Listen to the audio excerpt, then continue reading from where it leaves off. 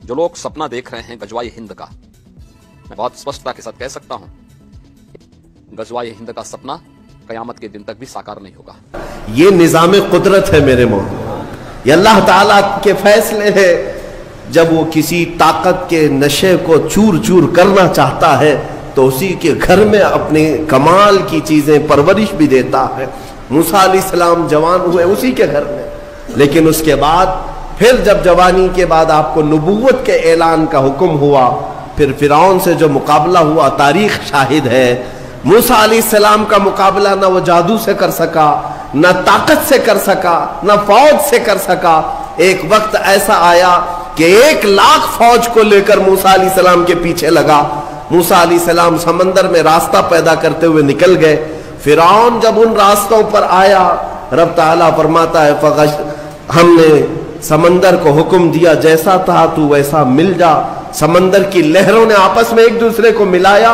हमेशा के लिए फिरौन समंदर में गर्क हो गया, जिसकी ताकत का हाल ये था कि बड़े बड़े वक्त के शोरमा बात करने से कपकपाते थे। जादूगर भी फिरौन के दरबार में सजदा करते थे, माथा टेकते थे, लेकिन रब्बे जुल जलाल ने पानी के कतरों से उसे हमेशा के लिए हिलाक कर दिया।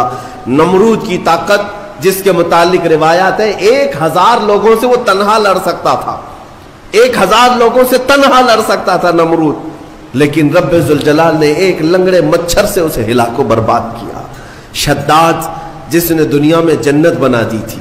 आपको अगर मैं ये तारीख सुनाऊं तो हैरत होगी कि एक कश्ती, मैं आपको बताता हूं, एक कश्ती में सफर कर रहे लोग, कश्ती में अचानक पानी चढ़ गया और धीरे धीरे कश्ती टूट गई और तूफान की नजर हो गई, जितने थे सब हिलाक हो गए। उस कश्ती में एक माँ और एक बच्चा, वो बच्चा सिर्फ 4-5 दिन का था या कुछ महीने का था। माँ जो है एक तख्त को पकड़ करके अपने बच्चे को तख्त पर लिटा देती है और खुद डूब जाती है।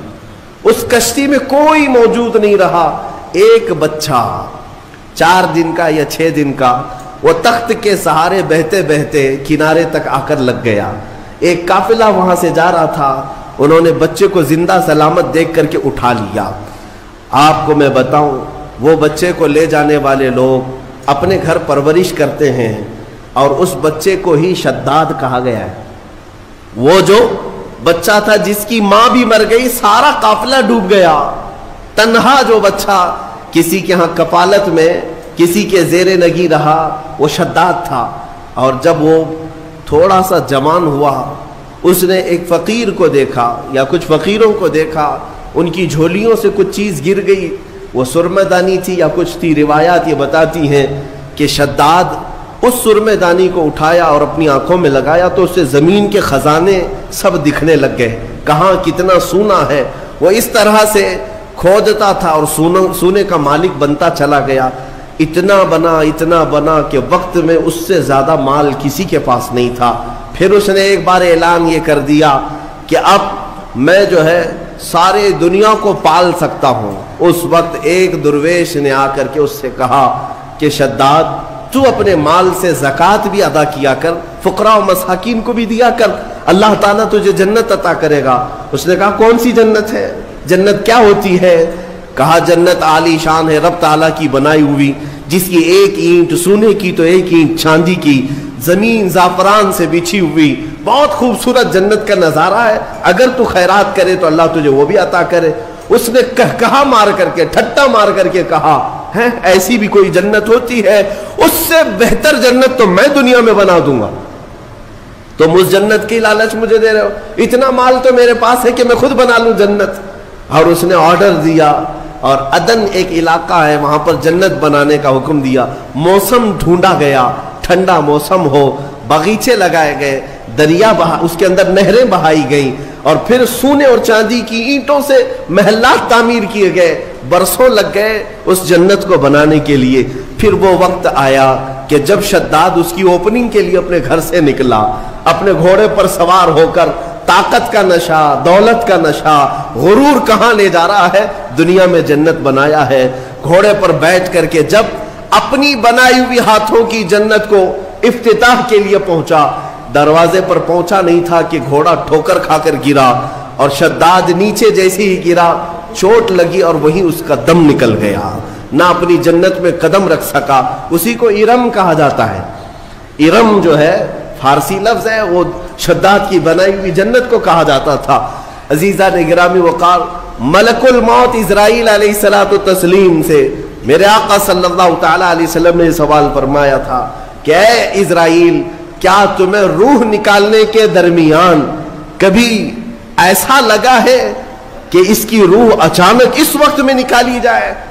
تو حضرت اسرائیل علیہ السلام نے جواباً یہی دو باتیں کہی تھی۔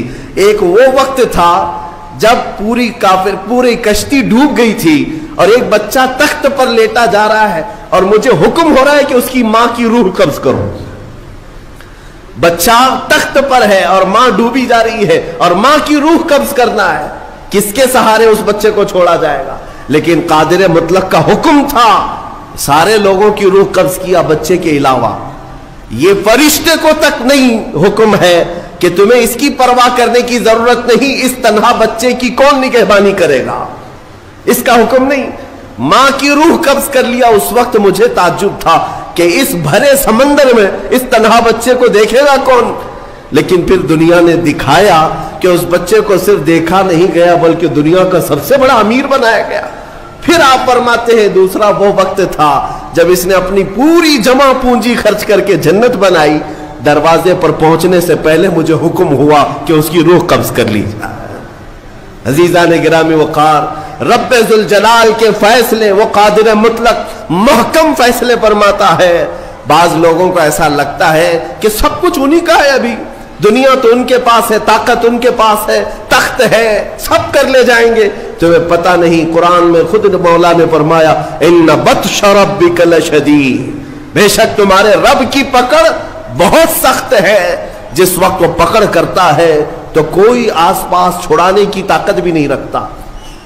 اسی طرح کی بات میں آپ کے سامنے یہ بھی عرض کروں، ظلم جہاں تک بھی ہو ایک دن انجام کو پہنچتا ہے۔ قرآن میں رب تعالیٰ فرماتا انما یؤخرہم لیوم، ہم ظالموں کو تھوڑی ڈھیل اس لیے دیتے ہیں تاکہ ساری نگاہیں ان کا انجام دیکھ سکیں۔ ظالموں کو اگر ڈھیل ملتی ہے، ظلم کرنے کے لیے انہیں آزادی ملتی ہے، تو اس کا مطلب یہ نہیں ہے کہ وہ جو کر رہے ہیں اچھا کر رہے ہیں، بلکہ یہ ڈھیل ان کے عذابات میں اضافہ کرتی ہے، ان کے پکڑ کی راہیں اور ہموار کرتی ہیں۔ آپ کو میں یہ بات بتا دوں کہ تاریخ میں ایک ایسا بھی نام آتا ہے جس کو ذکر کرتے ہوئے آج بھی لوگ ظلم کی آہٹ کو محسوس کرتے ہیں، وہ چنگیز کا نام ہے۔ ہلاکو چنگیز یہ وہ لوگ ہیں جنہوں نے کھوپڑیوں سے مینار تعمیر کر دیے تھے۔ ہاں، انسانوں کی کھوپڑیاں ان کے لیے کوئی حیثیت نہیں رکھتی تھیں، بلکہ آج ایک جانور کو بھی مارنے سے آپ کے دل میں درد ہوگا، لیکن ان ظالموں نے انسانوں کی لاشیں بے حساب لگا کر رکھی تھی۔ بغداد کے دریائے دجلہ کو جنہوں نے خون سے لال کر دیا تھا، رحم نام کی کوئی چیز ہی نہیں تھی۔ چنگیز نے لاکھوں انسانوں کا قتل کیا، لیکن ایک وقت ایسا بھی آیا اس نے کئی علماء کو، بزرگوں کو قید کیا، قطار میں لگا دیا۔ یہ آخری وقت ہے۔ چنگیز کا دبدبہ اتنا تھا کہ وہ تقریباً آدھی دنیا کو فتح کرنے کے لیے چل پڑا تھا، آدھی دنیا، اور کوئی بادشاہ اس سے لڑائی کا سامنا نہیں کر پاتا۔ ایک وقت وہ آیا، 300 کے قریب علماء یا بزرگوں کو اس نے قید کیا، قطار میں لگایا اور جلاد کو بلایا۔ سب قطار میں، پہلی صف ہے، دوسری صف ہے، تیسری صف ہے، تو اس میں لائن سے قتل کرنے کا حکم تھا۔ تلوار اٹھاتا جلاد اور گردنیں مارتا چلا جاتا، ایسے لگتا جیسے یہ پلاسٹک کی یا کھلونے کی گردنیں اڑا رہے ہوں۔ انسانوں کے ساتھ اس طرح کھیلتے تھے۔ وہ گھوڑے پر بیٹھے اپنے کھلونے سے کھیلتا رہتا اور جلاد کو حکم دیتا اتنی گردنیں آج اڑا دو، اتنی گردنیں اڑا دو۔ جلاد جب گردنیں اڑا رہا تھا، 3 صفیں لگی ہوئی تھی۔ پہلی صف میں ایک بوڑھے شخص تھے، عمر دراز تھے۔ جب وہ پہلی صف کا قتل شروع ہوا تو جلدی سے دوسری صف میں آ گئے، پیچھے ہٹ کر کے دوسری صف میں کھڑے ہو گئے۔ وہ جلاد بھی دیکھ رہا تھا चंगेज भी देख रहा था। पहली सफ पूरी कत्ल हो गई, दूसरी सफ का नंबर आया। जब दूसरी सफ कत्ल हो रही थी तो वो बूढ़े मियां तीसरी सफ में चले गए। होता है कि जितना बच सके बच ले, और तदबीर का हुक्म भी है अल्लाह की तरफ से। तीसरी सफ में गए तो तीन ही थी वहां पर। चंगेज जोर से कहकहा मारा। दूसरी सफ पूरी जब कत्ल हो गई, कहा कि ओ बूढ़े, बस आखिरी थी, इसके बाद कहां जाएगा, अब कौन बचाएगा? उस बूढ़े मियां ने जोर से कहा, अब भी अल्लाह है, इसके बाद भी अल्लाह है, यह नहीं है कि जिंदगी खत्म हो गई। उसने गुस्से के मारे जल्लाद से कहा कि तीसरी सफ को फौरन आन के आन में कत्ल करो। लेकिन तीसरी सफ का कत्ल अभी शुरू ही हुआ था कि चंगेज का घोड़ा अचानक बिदक गया, उसका खिलौना हाथ से गिर गया। जिस चीज से वो खेल रहा था घोड़े पर बैठकर, अचानक वो खिलौना उठाने के लिए झुका तो घोड़ा इतनी तेज दौड़ा, इतनी तेज कि उसे संभलने का मौका ना दिया, और घोड़ा ऐसा सरकश हुआ कि चंगेज को सर समेत दौड़ाता हुआ, कई पत्थरों से टकराता हुआ दौड़ता दौड़ता रह गया। सारी फौज बेकरार है कि बादशाह के साथ घोड़ा सरपट दौड़ रहा है, सब उसे बचाने के चक्कर में दौड़ पड़े। जल्लाद हो कि सिपाही हो कि वजीर हो, घोड़ा किसी के काबू में नहीं आता। जब मौला ताला तदबीर फरमाता है तो किसके काबू में आए? इतना दौड़ाया कि उसका भेजा बाहर निकल आया। चंगेज का सर टकराते टकराते भेजा बाहर आ गया। जब तक वो दम न तोड़ दिया, घोड़ा किसी के हाथ में नहीं आया। और उसके बाद लोगों ने काबू में किया, देखा तब तक तो इसका खात्मा हो चुका था। उस बूढ़े मियां ने कहा, मैंने सच कहा था, अल्लाह अब भी है। मेरे अजीजों, रब्बे जुल जलाल कुरान पाक में यूं इरशाद फरमाता है, वकान हक्कन अलैना नस्रुल मुमिनीन, हमने अपने ऊपर लाजिम किया है कि मोमिनों की मदद करें। लेकिन मोमिन बेकरार है, इन्हें ऐसा लगता है कि अब मदद आएगी नहीं। क्यों नहीं आएगी? आजमाए जाओगे, आजमाए जाओगे, मुश्किलों से गुजारे जाओगे। एक आयत में तुम्हारे सामने पढ़ता हूं, रब ताला फरमाता है, अम हसिबतुम अन तदखुलुल जन्नह, क्या तुम ये सोचकर बैठे हो कि सीधे जन्नत में चले जाओगे?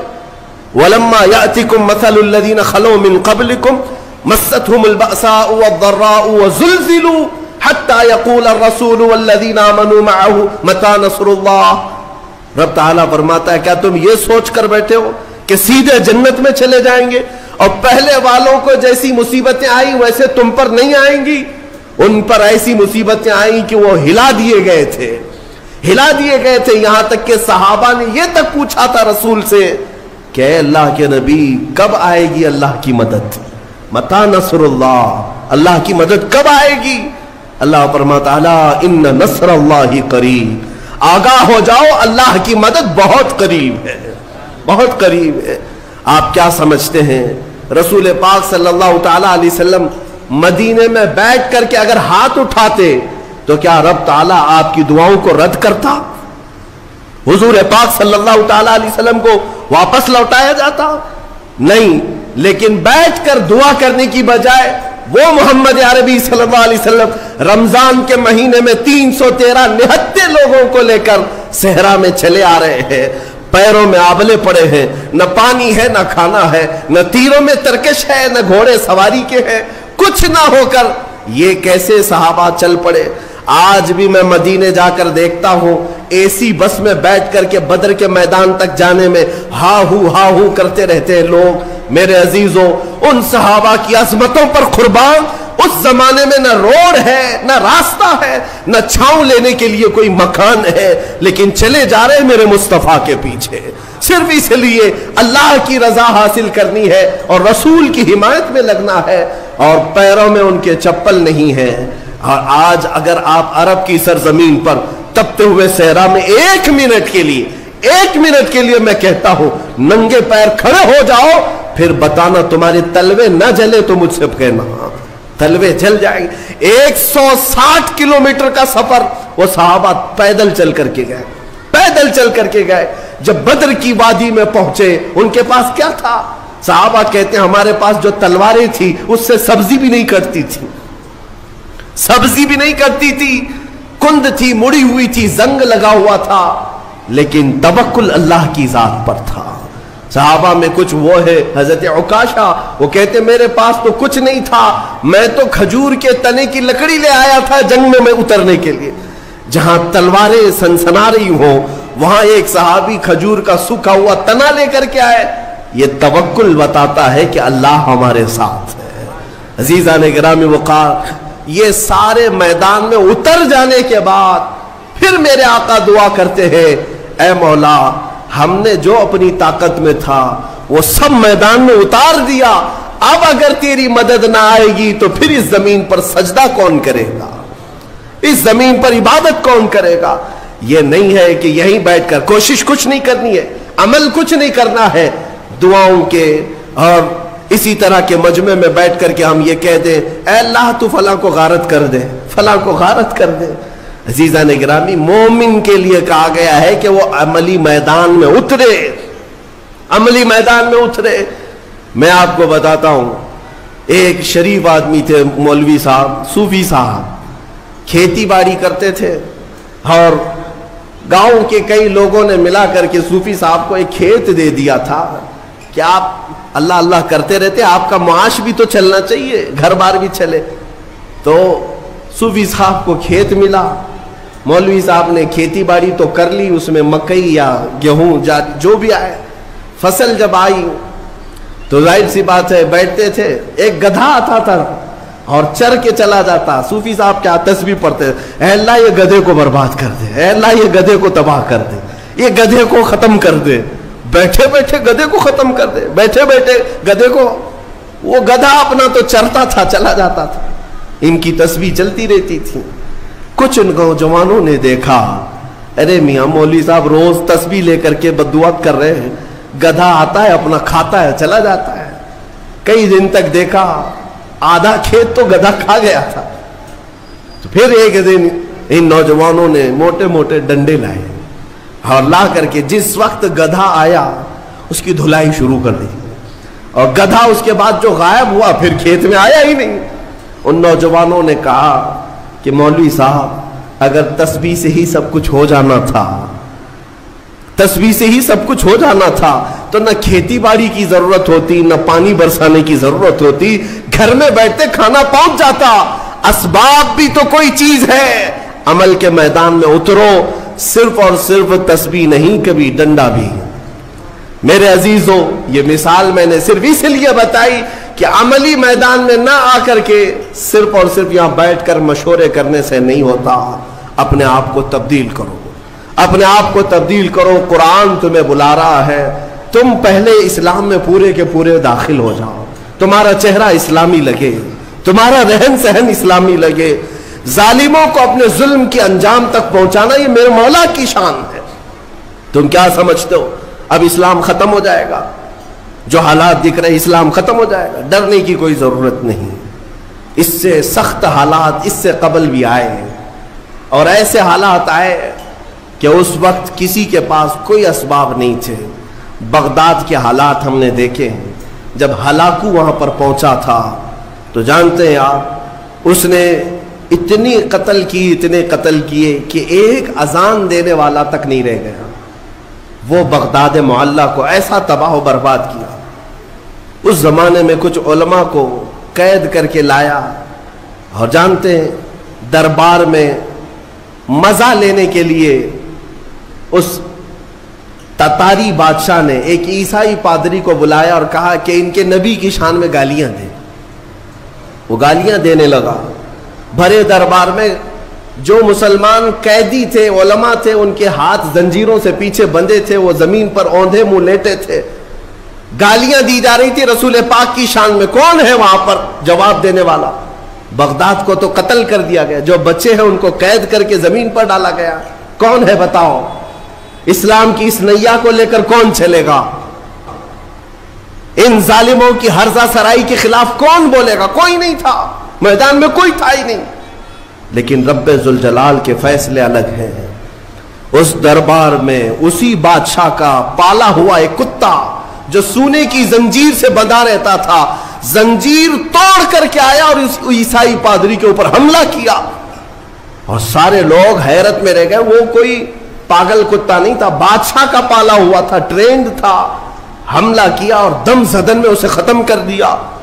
اس وقت علماء جو قید تھے، مومنین قید تھے، اللہ کا شکر بجا لاتے ہوئے ان کی زبانوں سے یہ کلمہ نکلا: اے مولا تیرے فیصلے عجیب ہیں، جب تو دین کی حفاظت اور اپنے رسول کی عزت کی حفاظت کرنے پر آئے تو کتوں کو بھی تو محافظ بنا دیا کرتا ہے. کتے کے ذریعے سے بھی اللہ تعالی یہ کام لیتا ہے. اس دربار میں ہیبت ایسی طاری تھی، ایسی ہیبت طاری تھی، آپ کو میں کیا بتاؤں. 500 سے زیادہ تتاری سپاہی ایمان لے آئے اسی مجمع، جس کو دیکھ کر کے اقبال نے کہا تھا: حرم کو مل گئے پاسباں صنم خانے سے. اللہ تبارک و تعالیٰ کب حفاظت کے لیے کہاں سے چنتا ہے یہ اس کی مرضی ہے. آپ کیا سمجھتے سب ختم ہو جائے گا؟ میں کہتا ہوں ساری چیزوں پر دھیرے دھیرے تم جو کرنا چاہو کر لو، لیکن اسلام کی حفاظت اللہ نے اپنے ذمہ کرم پر لیا ہے.